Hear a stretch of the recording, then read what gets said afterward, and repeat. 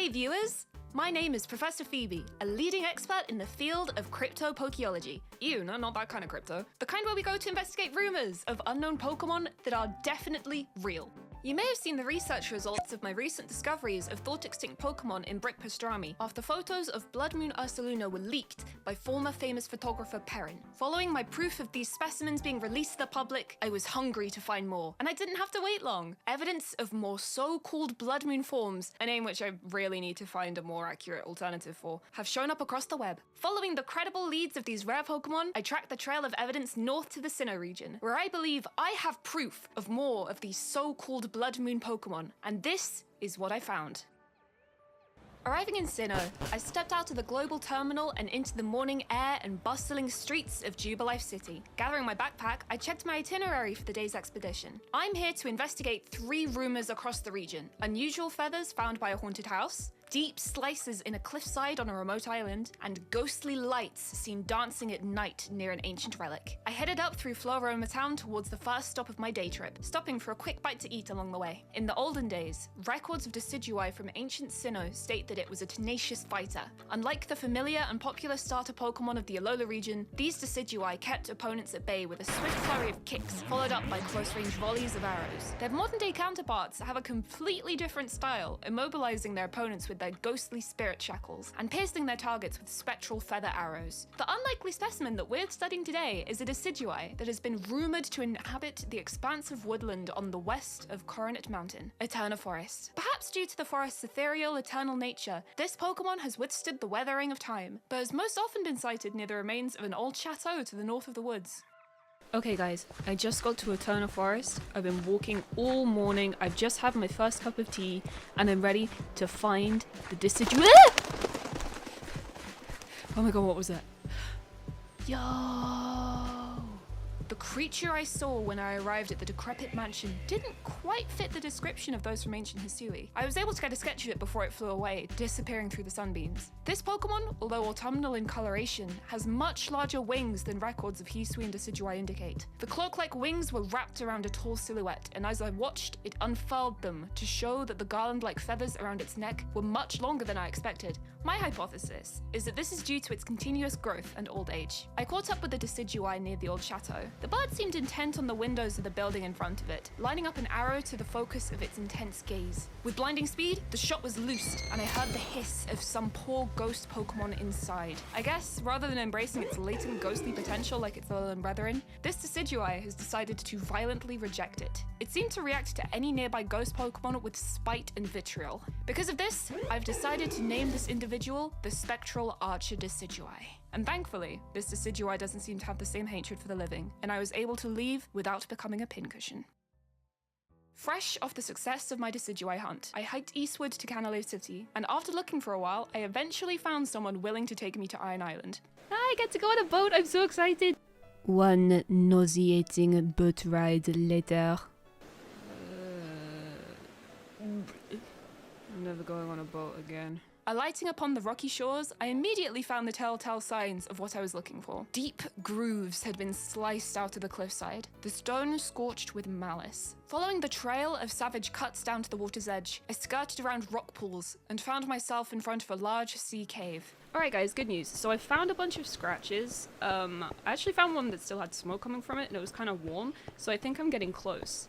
I've just got to be really careful not to lose my footing on these rocks, because that'd be really dangerous. Oh my god! The sudden clang almost made me drop my thermos. Rocks had been scattered everywhere, and I bit back a yelp as the subject of my search appeared in front of me. Son of a... Oh crap. Okay, I don't think it's seen me, but I have to stay really quiet. Now I'll quietly get my sketchbook. This Hisuian Samurott is said to have washed up on the shores of Iron Island many years ago, after an intense battle left it mortally wounded. Its armor was shattered, and the razor-sharp horn on its head was barely hanging on. According to the legends, it resolved itself to never lose again, and to become as fierce as the samurai who made their swords from the iron on the island it now called home. It took its useless horn and fashioned it into a sword, standing on its hind legs to practice swinging it again and again until it was capable of unleashing devastating slashes, one day hoping to take revenge on the one that originally cast it into the sea. I think a good name for this specimen is the Iron Will Samurott.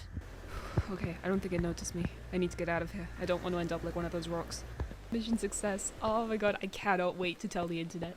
After shaking the sand from my boots and trying not to be seasick on the ride back, unsuccessfully, I checked my map and I hailed a flying taxi to Hearthome City. Forcing myself away from the contest hall, I took the route out the west of the city towards Solaceon Town. By now, the sun had set and the typically relaxing walk had an eerie tinge to it. The rustles of Pokemon hiding in the grass around me sent chills down my back, and using my Rotom phone as a torch, I eventually found the dark shape of the aim of this part of my expedition. Oh god, I wish I could do this during the day. I can't see a thing. What was that? The Hallowed Tower. According to local research, putting an item called an odd keystone into the altar will summon a rare ghost Pokemon, but I couldn't convince anyone to lend me theirs, and I don't even know 32 people to hang out with in the underground. I was hoping that if I staked out the tower, eventually I'd find what I was looking for. Alright, the cameras are all set. And now we wait.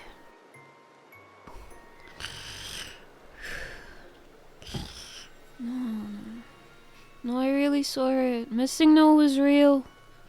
I knew it all along. Wait, what? What on earth? I was jolted awake by a rush of chilling wind. The specimen was here. So pretty. Oh, I've got to get a sketch of this. The Hisuian Typhlosion looked just as the rumors said. Its green and pink flames cutting through the darkness like neon lights. It seems that this ghost Pokemon of old has somehow absorbed an odd keystone and the Spiritomb inhabiting it, becoming one with the 108 spirits inside. The Typhlosion had graceful movements as it wreathed itself in the ghostly will-o'-the-wisps, crowds of ghost Pokemon coming down from the nearby tower to watch its dance. The Spirit Weaver Typhlosion has no records of being aggressive to trainers, unlike the Spiritomb that used to inhabit this area. In history books, Hisuian Typhlosion was known for absorbing and cleansing wayward spirits, guiding them peacefully to the afterlife. It seems that instead of leaving for the next life, the 108 spirits of the Spiritomb didn't wish to leave once cleansed of their misdeeds. Once the spirits had finished their dance, they faded into the night, and I was left to hurriedly record my findings. Guys, I can't believe it! They all said I was crazy for listening to those rumors on the internet, but who's laughing now? Now I've just got to take this footage back to my home, I mean my lab, and then people will finally respect the illustrious field of cryptopokeology. So there you have it. I now have proof that I, Professor Phoebe, the greatest cryptopokeologist in the world, have done it again. Now, I just need to see if these rumors about the Blueberry Academy are true. There are more secrets to uncover. Join me next time to unravel the truth behind the rumors. Hey, it's 2 AM, so I can't be too loud, but I just wanted to say a huge thank you to everyone who watched this video. And hello to anyone joining me from the collab that just went up over on Run's channel. I'm really sorry this one took so long. Putting so much custom art and animation, all done by yours truly, into the videos takes a lot of time. But you, yes you, can help with that. I've just launched my Patreon, where you can help keep this little lady alive and kicking. I don't want to die! And I can keep showing you the fusions and Fakemons I've been cooking up. My tiers start at just £3, where you can get your name in the video, and even get your hands on some of my artwork at the higher levels. In the meantime, I've been hard at work getting ready for the next DLC, where Toby and I are planning on streaming it together. Being able to put all of my creative energy into making YouTube videos over the last few months has been so unbelievably incredible, and I cannot have done it without you. Even just a like or subscribe really truly means the world to me, but contributing to my Patreon would really make the difference. You absolutely don't have to donate if you can't. The last thing I want is for someone to put themselves into financial burdens because of me, but any contribution at all will help make this thing that I've just started grow into something that I know can be something big. Truly, deeply, thank you so much for just being here. It means everything to me. Thank you so much. And again, if you can, please go to the link at the top of the description to help a girl out. But in the meantime, feel free to go check out my next video. I'll see you there. Bye bye guys.